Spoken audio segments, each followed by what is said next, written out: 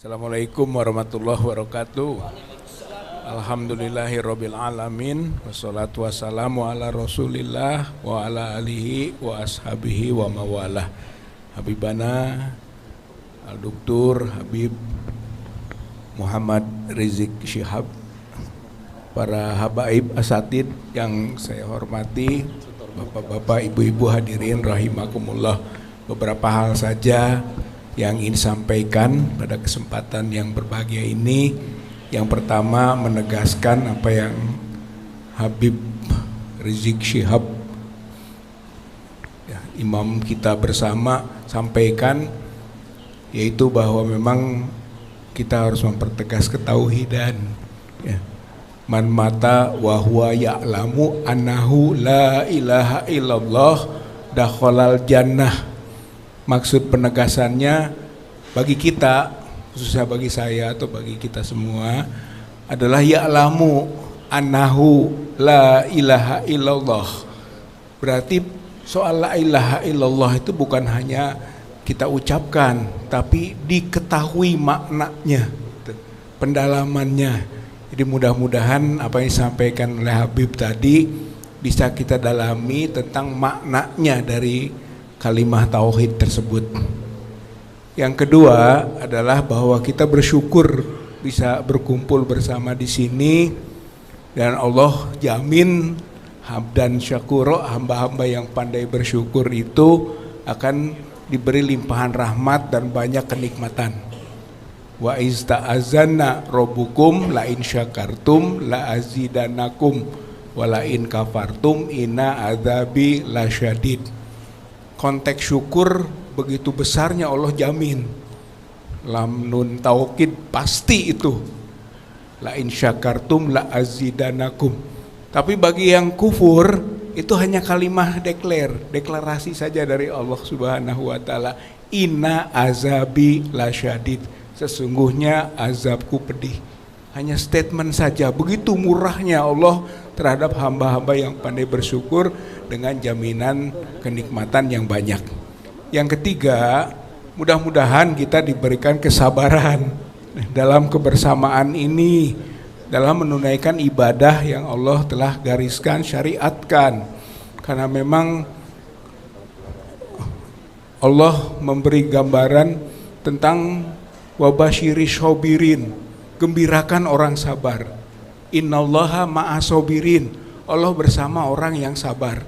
Dan bulan Ramadan kemarin kita dididik untuk lebih mampu menjadi hamba-hamba yang bersabar.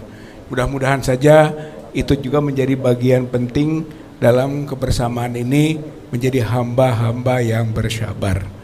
Kemudian terakhir, kita berkumpul bersama di sini adalah berjamaah. Ini adalah gambaran tentang juga yadullah, yaitu rahmat dan tangan Allah akan bersama-sama orang yang selalu berjamaah. Yadullah ma'al jamaah, fa inna syaiton ma'al wahid. Sesungguhnya orang tangan Allah bersama yang berjamaah, dan sesungguhnya syaiton ma'al wahid, bersama orang yang sendirian. Nah, mudah-mudahan kita tidak menjadi orang yang berpecah belah atau menjadi orang yang sendirian saja, tapi selalu bergabung bersama dalam kejamahan ini, karena itu merupakan kekuatan dari sebagai seorang muslim yang selalu diperintahkan Allah untuk berjamaah. Jamaah kita kuat, insya Allah Islam akan menang. Saya kira ini saja yang bisa disampaikan Habib. Mohon maaf atas segala halnya. Nasrum minallah wa fathun qarib wa basyiril mu'minin. Wassalamualaikum warahmatullahi wabarakatuh. Waalaikumsalam warahmatullahi wabarakatuh. Terima kasih banyak Ustadz Rizal Fadilah. Bagus yang beliau sampaikan, menyerukan kepada kita untuk selalu bersatu, jangan berpecah belah. Momentum bulan Syawal ini halal bihalal di mana-mana diadakan, merupakan momentum kita kembali membangun ukhuwah Islamiyah, insya Allah. Nah, termasuk membangun ukhuwah Islamiyah di antara kita, jangan mudah kita untuk mengkafirkan antar kelompok. Jadi saudara, kalau tadi Ustadz Rizal Fadilah menyerukan kita untuk memahami kalimat la ilaha illallah. Betul, itu seruan yang tepat dan harus kita amalkan. Kita harus betul-betul memahami kalimat la ilaha illallah.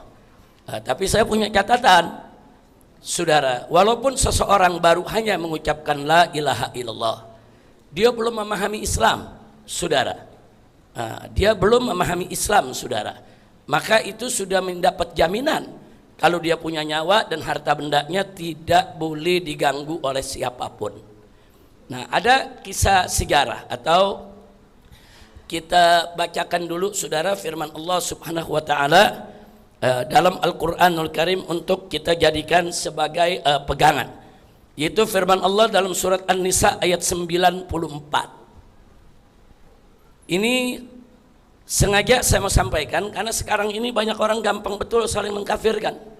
Apalagi kalau bicara perang Iran, saudara, saat ini. Wah udah jangan didukung, Syiah kafir. Jadi gampang betul untuk ngafirin orang, saudara. Padahal mereka juga min ahli kalimat la ilaha illallah. Sebagaimana kita Ahlus Sunnah juga min ahli kalimat la ilaha min ahli kalimat la ilaha illallah. Enggak boleh kita mudah mengkafirkan. Mari kita baca firman Allah dalam surat An-Nisa ayat 94, saudara. Allah mengatakan faqala ta'ala, ya ayyuhalladzina amanu, hai orang-orang yang beriman, idza darabtum fi sabilillah, kalau kamu lagi terlibat dalam satu pertempuran di jalan Allah. Ini cerita soal perang ini. Kalau kamu lagi perang, kamu lagi ada dalam pertempuran, maka kata Allah fatabayyanu, maka periksa dulu segala sesuatunya. Jangan sembarangan ngebunuh, jangan sembarangan menyerang, jangan sembarangan, saudara, untuk memvonis orang lain. Maka itu lanjutan ayatnya kata Allah apa, saudara? Wala taqulu, jangan sekali-kali kau katakan liman alqa ilaikumussalam, kepada siapa-siapa yang memberikan salam kepadamu, lasta mu'minan, engkau bukan orang beriman. Ini menarik. Allah memberikan arahan, kalau kamu lagi perang mau ngebunuh musuh, tabayun dulu, periksa dulu. Ini betul-betul musuh apa dia sudah beriman sama Allah. Dan jangan sekali-kali kau katakan kepada orang yang memberikan salam kepadamu atau menunjukkan ciri Islam, dia udah nunjukin ini ciri Islam, gue ini muslim. Jangan sekali-kali kau katakan lasta mu'minan, kamu bukan orang beriman, terus dibunuh, nggak boleh. Nah, ayat ini berkaitan juga, saudara, dengan satu peristiwa. Anak angkat Nabi Usamah bin Zaid, saudara, radhiyallahu anhuma. Ini sebetulnya cucu anak angkat Nabi ini, saudara. Jadi ini cucu angkat. Jadi ayah beliau Zaid bin Haritha adalah anak angkat Nabi. Usamah adalah putra daripada Zaid bin Haritha. Pernah dikirim oleh Nabi bersama para sahabat yang lainnya ke medan perang. Begitu terjadi pertempuran, saudara, singkat cerita, ada satu orang kafir yang sudah terpojok, saudara, langsung mengucapkan la ilaha illallah. Dia langsung sebut la ilaha illallah, saudara. Nah, ada orang Ansor, begitu lihat orang ini ngucap la ilaha illallah, dia menahan diri, dia nggak serang lagi. Tapi Usama nggak mau tahu, tetap aja dihantam, saudara, dibunuh itu orang. Diprotes oleh sahabat Ansor, kenapa kau bunuh? Dia sudah ngucapin la ilaha illallah, dia sudah masuk Islam. Kata Usama, dia cuma jaga diri, dia takut dibunuh sama kita, dia pura-pura, dia ngomong begitu karena takut. Dia tahu kalau ngucapin la ilaha illallah kan gak dibunuh, dia pura-pura, bunuh aja gak apa-apa. Setelah selesai misi, mereka pulang ke Madinah. Sahabat Ansor tadi melapor ke Nabi. Jadi ini pasukan yang pulang melapor, ya Rasulullah, ada satu orang kafir udah ngucapin la ilaha illallah, kami nahan diri nggak mau bunuh, Usama tetap dibunuh itu orang. Kemudian setelah itu Nabi tanya kepada Usama, ya Usama, aqtalta man qala la ilaha illallah? Apa betul ente bunuh orang yang sudah sebut la ilaha illallah? Usama jawab, ya Rasulullah, dia cuma jaga diri, dia pura-pura. Apa kata Nabi? Ya Usama, asaqaqta ma fi batni hatta ta'lama annahu yaqulu am lam yaqul? Hei Usama, apa ente udah melek dia punya dada sehingga ente bisa lihat hatinya, dia pura-pura apa enggak pura-pura? Diam Usama. Saudara, apa ente udah melek dadanya? Dari mana ente tahu dia pura-pura? Nah, itu berkali-kali Nabi ulangi, ya Usama, aqtalta man qala la ilaha illallah? Tiap ketemu Nabi tegur, aqtalta man qala la ilaha illallah? Nangis Usama. Usama sampai mengatakan, aku ditegur begitu Nabi, kayaknya pengen baru dilahirin hari itu. Nah, perhatikan saudara, ini pelajaran bagus buat kita. Secara logika kita nih, saudara, lagi perang, begitu mau dibunuh musuh la ilaha illallah, kita curiga, wajar gak? Wajar. Secara logika wajar. Usama juga wajar. Ini pura-pura nih, saudara. Enggak benar.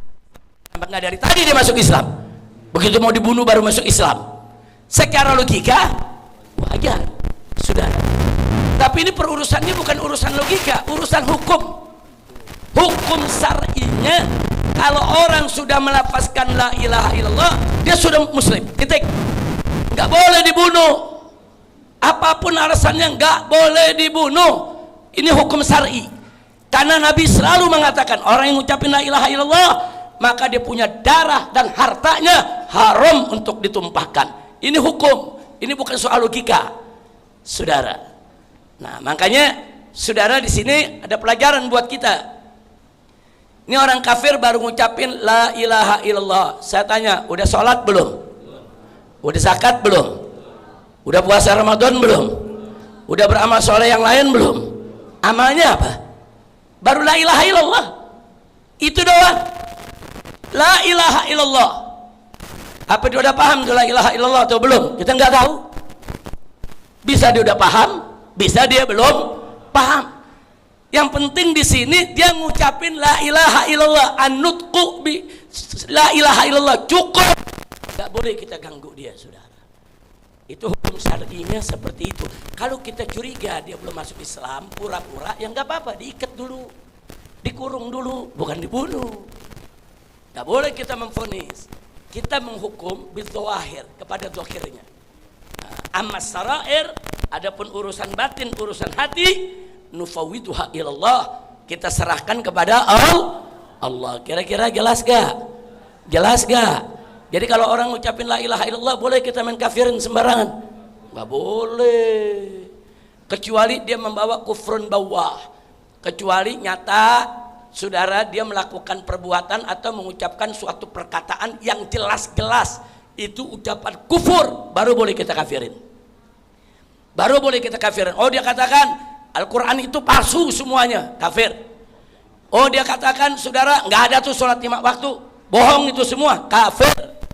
Nah, kita kafirkan karena ada kufrun bawah keluar dari mulut dia, dari pernyataan dia, saudara. Tapi selama dia tidak menunjukkan kufrun bawah, haram, akan dia kafir. Nggak boleh. Allah yang menyatakan wala taqulu, jangan kau katakan liman alqa ilaikum, yaitu liman alqa ilaikumussalam, kepada orang-orang yang memberikan salam kepadamu, lasta mu'minan, engkau bukan orang beriman, engkau kafir. Nggak boleh. Kira-kira jelas tidak? Nah, sekarang saya mau tanya, ada orang lahirnya Islam, diazanin, dikomatin bapaknya, kemudian dikhitan, kemudian diakekain, kemudian dimasukin ke madrasah belajar ngaji. Nah, habis sudah dia ngaji, diajarin sholat, dia puasa. Tahu-tahu begitu di umur 40 tahun dia dikafirin hanya gara-gara dia tabarukan, dia dikafirin hanya gara-gara tawasulan, dia dikafirin hanya gara-gara meringatin maulid. Saya tanya, ngawur gak? Ngawur gak? Saudara, ada orang kafir di medan perang baru ngucapin la ilaha illallah, belum melakukan amal baik apa-apa, untuk dihalalkan darahnya dibunuh. Begitu darah muslim kita diazab, dikomatin,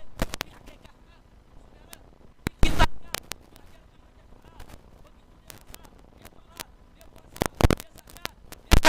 dilakukan segala kebaikan.